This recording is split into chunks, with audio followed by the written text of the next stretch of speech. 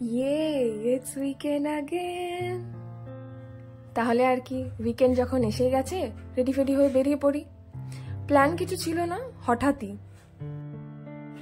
সারাদিনের ঝিরঝির বৃষ্টি যখন বিকেলবেলা থেমে গেল তখন আমরা একটা গেট টুগেদারের প্ল্যান করলাম। দূরে কিছু না, এমনি কয়েকজন বন্ধু মিলে খাওয়া দাওয়া। যেমন ভাবা তেমনি কাজ, যেমন রঙ্গিলা টোটো আর তেমন কলকাতার ট্রাফিক। ঠিক আছে, সব কিছু পার হয়ে আমরা পৌঁছালাম একটা লম্বা লাইন, তাও কিনা অটোর। শনিবার সন্ধে, সবেতেই তাই একটু জাঁকজমক, তা ট্রাফিক হোক আর খাওয়া দাওয়া।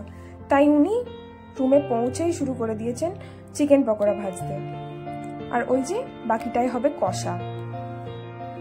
কি যে ভালো হয়েছিল সে ভাষায় বলার নয়। এটাই যদিও শেষ না, আরও আছে। পরে আর ভিডিও করা হয়নি।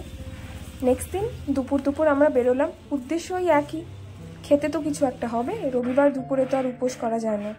তাই শুরু হলো একটা ম্যাঙ্গো শেক দিয়ে। সকাল সকাল খুবই রিফ্রেশিং লাগে। আর তার চেয়েও কি রিফ্রেশিং, এই যে নির্ভেজাল আড্ডা এসে গেছে।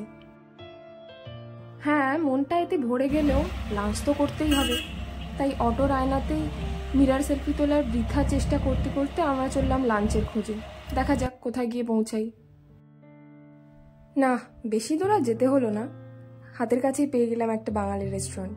কোনো ভিনদেশ না, এই তো সিসি1-এর পাশেই। কি সুন্দর না ওয়াল পেন্টিংটা! এই আর্টিস্টকে আমি অনেক দিন হলো ইনস্টায় ফলো করি, আমার খুব পছন্দের। সিঁড়ি দিয়ে উঠে ফার্স্ট ফ্লোরে আমরা বসেছিলাম। পুরো ডেকোরেশনটাই খুব সুন্দর।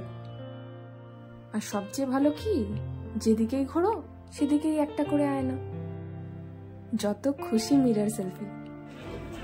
বাইরের মতো ভিতরের ওয়াল পেন্টিংগুলো খুব কালারফুল, আর তার সঙ্গে পেছনে বাজছে রবীন্দ্রসঙ্গীতের থিম। বর্ষার দৌলতে এখানে চলছিল ইলিশ উৎসব, কিন্তু সেই উৎসবে যোগদান না করে আমরা অর্ডার করলাম আমাদের যথারীতি একটা চিকেন আর একটা চিংড়ির থালি। বলতে না বলতে এসেও গেল। চাটনি, পাঁপড়, চিংড়ি, মাংস, ডাল তো ঠিক আছে, কিন্তু আমার ফেভারিট ছিল বেকড রসগোল্লাটা। বেশ, তাহলে শুরু করা যাক খাওয়া দাওয়া।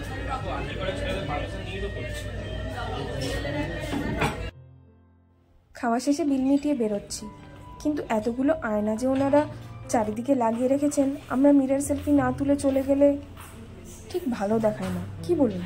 তাই আমরা দাঁড়িয়ে পড়লাম ছবি তুলতে।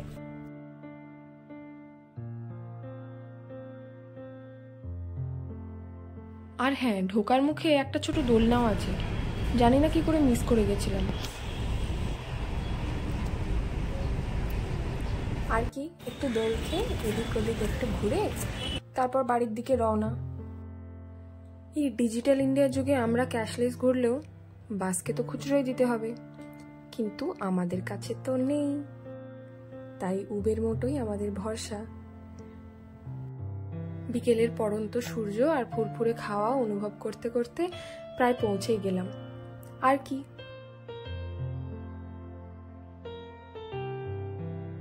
সন্ধ্যের একটা ম্যান্ডেটারি চা দিয়ে আজকের ব্লগটাও শেষ করব। আবার পরে একদিন অন্য একটা কোথাও দেখা হবে আপনাদের সকলের সাথে।